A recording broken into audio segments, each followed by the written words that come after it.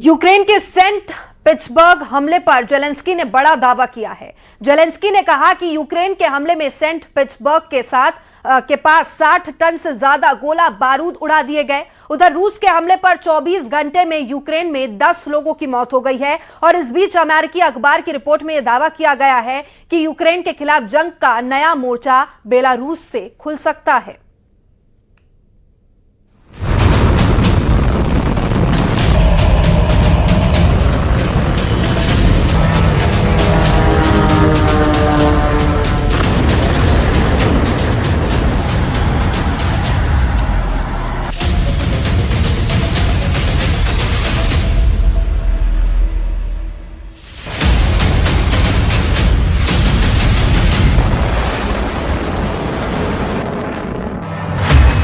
न यूक्रेन के ड्रोन हमले रुक रहे हैं,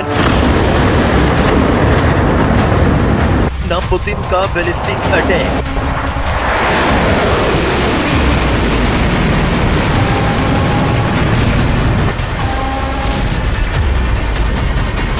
रूस के खिलाफ जंग में की ब्रिगेड चौथे साल में बेहद अग्रेसिव हो गई है। मॉस्को के अंदर 2000 किलोमीटर तक पहुंचकर यूक्रेन के अदृश्य हथियार तबाही मचा रहे हैं।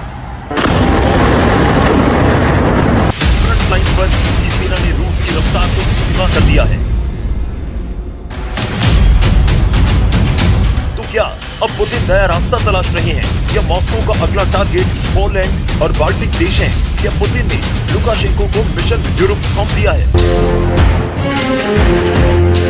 यूक्रेन में जंग अभी खत्म नहीं हुई, लेकिन यूरोप में एक नया डर पैदा हो चुका है। डर इस बात का कि अगर पुतिन का मिशन यूक्रेन अधूरा रह गया तो क्या अगला नंबर पोलैंड का होगा? क्या नेटो बॉर्डर पर रूस और बेलारूस कोई बड़ा खेल खेलने की तैयारी में है?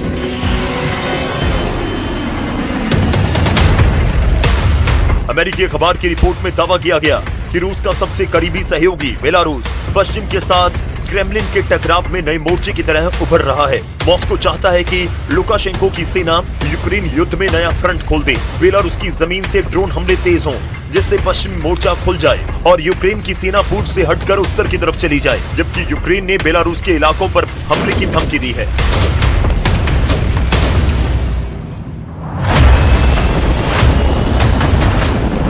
रूस की सेना यूक्रेन में लड़ रही है, लेकिन यूरोप के देश पूछ रहे हैं कि पुतिन का मिशन क्या सिर्फ यूक्रेन तक ही सीमित रहेगा? या पुतिन यूक्रेन में अपना मकसद पूरा करके रुक जाएंगे? या रूस की नजर नेटो की सीमा पर खड़े उन देशों पर है जो कभी सोवियत प्रभाव इलाके का हिस्सा हुआ करते थे?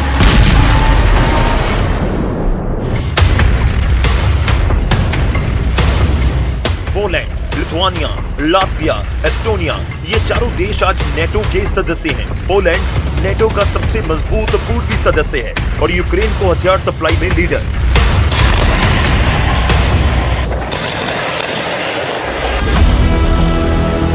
बेलारूस के राष्ट्रपति लुकाशेंको को पुतिन का सबसे भरोसेमंद सहयोगी माना जाता है।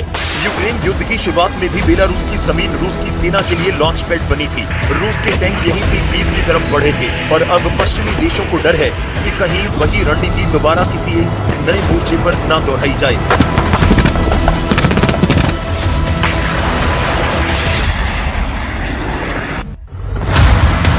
यूरोप में डर सिर्फ पोलैंड का नहीं है, असल डर उस 65 किलोमीटर के गलियारे का है जिसे नेटो के रणनीतिकार यूरोप का सबसे खतरनाक कॉरिडोर कहते हैं। सवाल की क्या है?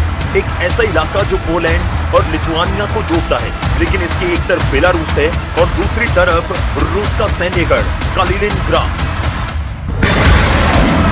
अगर किसी दिन रूस और बेलारूस ने इस कॉरिडोर को बंद कर दिया तो लिथुआनिया, लातविया और एस्टोनिया का जमीनी संपर्क नेटो से लगभग कट सकता है। यही वजह है कि एक बार जब बेलारूस में रूसी मिलिट्री एक्शन बढ़ता है तो वॉर्सा से लेकर ब्रसेल्स तक अलार्म बजने लगते हैं। Всі наші підрозділи, дякую вам. Цей наш тиск та кожна інша форма тиску на Росію мають працювати і надалі, і спрацювати на мир. Вже більшість в Росії висуває претензію Путіну, що його... फिलहाल ऐसा कोई संकेत नहीं कि रूस नेटो देश पर हमला करने जा रहा है, लेकिन यूरोप इस खतरे का आकलन सबसे बुरे हालात को सामने रखकर कर रहा है और यही वजह है कि पोलैंड ने अपनी मिलिट्री एक्शन को बढ़ा दिया, अपनी सीमा की सुरक्षा को मजबूत कर रहा है। नेटो सैनिकों की तैनाती लगातार बढ़ रही है, क्योंकि अगर कभी पोलैंड पर हमला हुआ तो मामला केवल पोलैंड तक सीमित नहीं रहेगा। नेटो की आर्टिकल 5 लागू हो सकती है, यानी एक सदस्य देश पर हमला पूरे नेटो पर हमला माना जाएगा। यही डर है कि कहीं यूक्रेन युद्ध सीधे रूस बनाम नेटो जंग में ना बदल जाए।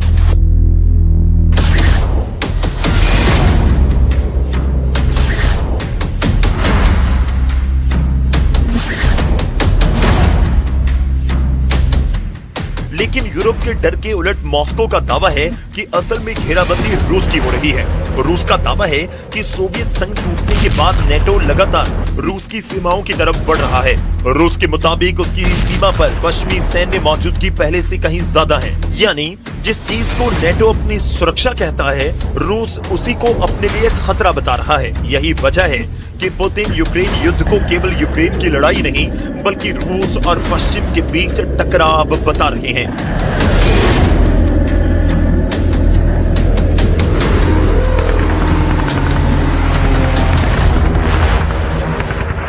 Делается только с одной целью – создать для себя благоприятные условия в случае начала или, точнее, возобновления прерванных же по инициативе Украины мирных переговоров с так называемых сильных позиций. Каких сильных позиций? Речь может идти только о создании впечатления.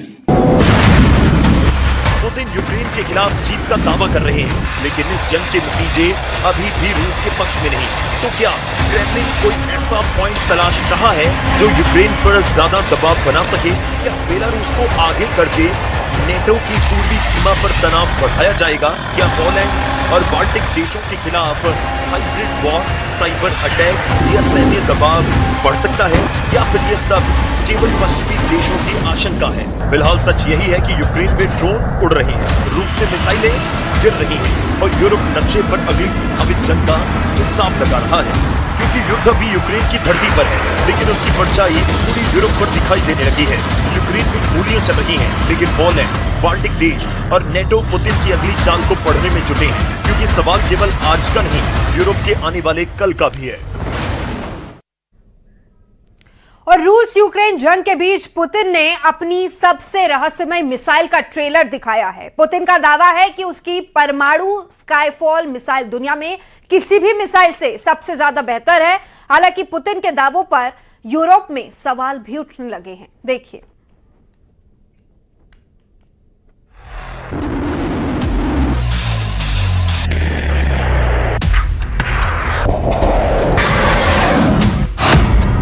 ज़ेलेंस्की के ड्रोन युद्ध से भड़के पुतिन, अनलिमिटेड रेंज वाली परमाणु मिसाइल से करेंगे हिसाब।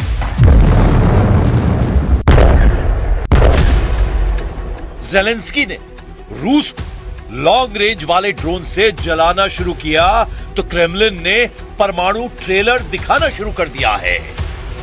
रूस ने परमाणु ड्रिल के बाद सुपरसोनिक परमाणु हथियारों को गिनाना शुरू कर दिया है। रूस यूक्रेन जंग की ये दो तस्वीरें हैं। यूक्रेन ने अपनी लॉन्ग रेंज ड्रोन से फिर रूस पर हमला कर दिया है। रूस का दावा है कि उसने यूक्रेन के 300 से ज्यादा ड्रोन को मार गिराया है। उधर कीव के ड्रोन हमलों के बाद मॉस्को ब्रिगेड ने यूक्रेन के ज़ापोरिज़िया में मिसाइल से हमला कर दिया, लेकिन इसका बदला ज़ेलेंस्की ने कुछ ही देर में ले लिया। कीव की सेना ने रूस के कब्जे वाले ज़ापोरिज़िया में रूस के पोस्ट को ड्रोन से निशाना बनाया। मॉस्को दहला, पुतिन लेंगे बदला। रूस और यूक्रेन के बीच जारी युद्ध एक बार फिर बेहद खतरनाक मोड़ पर पहुंच गया है। महज 24 घंटे में रूस और यूक्रेन ने एक दूसरे पर जोरदार हमले किए हैं। इस जंग में सैन्य, ऊर्जा, संचार और लॉजिस्टिक ठिकानों को निशाना बनाया गया। रूस ने दावा किया कि यूक्रेन के 300 से ज्यादा ड्रोन मार गिराए और यूक्रेन की तेल रिफाइनरी, ट्रांसपोर्ट नेटवर्क, ड्रोन फैक्ट्रियों को तबाह किया। उधर यूक्रेन ने मॉस्को के स्पेस कम्युनिकेशन सेंटर, बंदरगाह, मिलिट्री गाड़ियां और मिसाइल कारखाने को तबाह करने का दावा किया है। यूक्रेन ने मिसाइल नेटवर्क को कमजोर करने के लिए रूस के वोरोनेज में सेमीकंडक्टर प्लांट पर भी अटैक किया था, जिसकी एक और तस्वीर आई है। इसमें प्लांट पर एक के बाद एक 3 मिसाइलें गिरती दिखी। पहला मिसाइल अटैक, दूसरा मिसाइल अटैक और फिर तीसरा मिसाइल अटैक।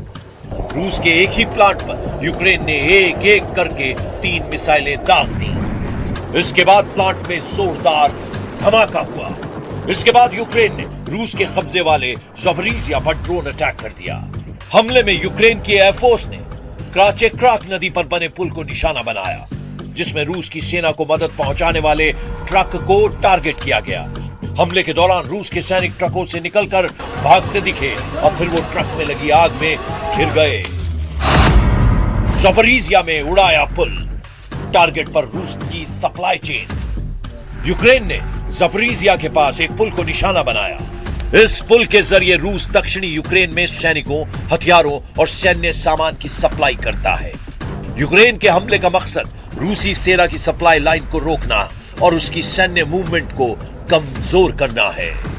Пункт за другим взяли на вооружение тактику нанесения ударов по нашим гражданским объектам, по гражданской инфраструктуре, пытаются создать проблемы с обеспечением энергоресурсами, повлиять на туристический сезон, о чем прямо, честно говоря, нам по разным каналам и...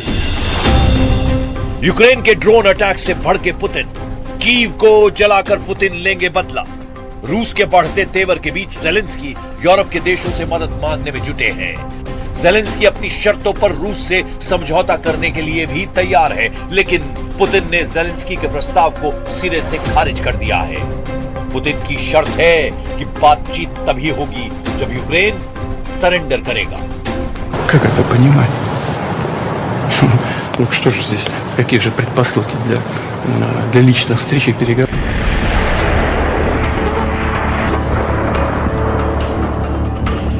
रूस यूक्रेन जंग के फिलहाल खत्म होने के कोई आसार नहीं दिख रहे हैं।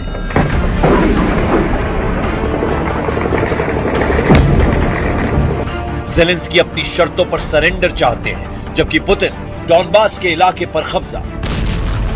उधर कीव ने मॉस्को के दिल पर ऐसा वार किया है जिसने क्रेमलिन की सुरक्षा पर बड़े सवाल खड़े कर दिए हैं।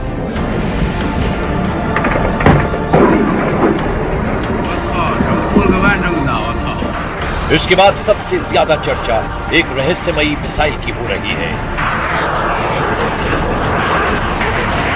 जिसका नाम है स्काईफॉल। स्काईफॉल रूस की एक परमाणु मिसाइल है जिसने अमेरिका समेत पूरे यूरोप की नींद उड़ा रखी है।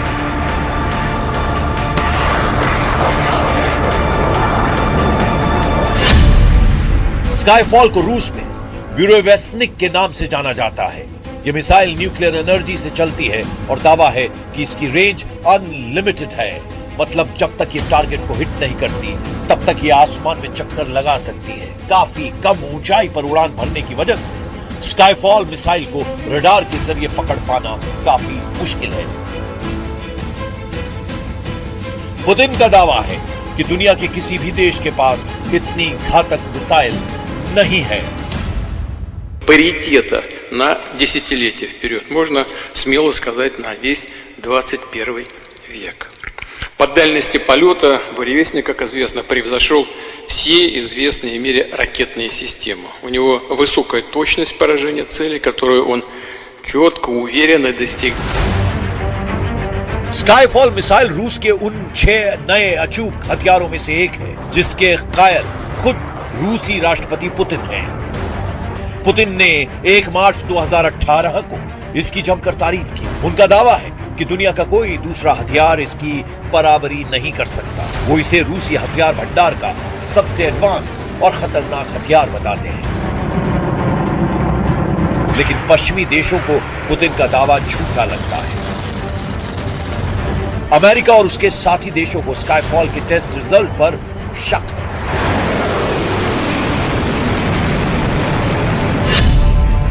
कुछ समय पहले न्यूक्लियर थ्रेट इनिशिएटिव की रिपोर्ट आई थी, रिपोर्ट में दावा है कि 2016 से अब तक स्काईफॉल के 13 टेस्ट किए गए। ये मिसाइल मुश्किल से सिर्फ 2 में पास हो पाई। लेकिन रूसी जनरल स्टाफ के प्रमुख वालेरी गेरासिमोव का दावा इसके बिल्कुल उलट है। वालेरी गेरासिमोव की माने तो 21 अक्टूबर 2025 को स्काईफॉल मिसाइल ने 15 घंटे में 14,000 किलोमीटर की दूरी तय की थी।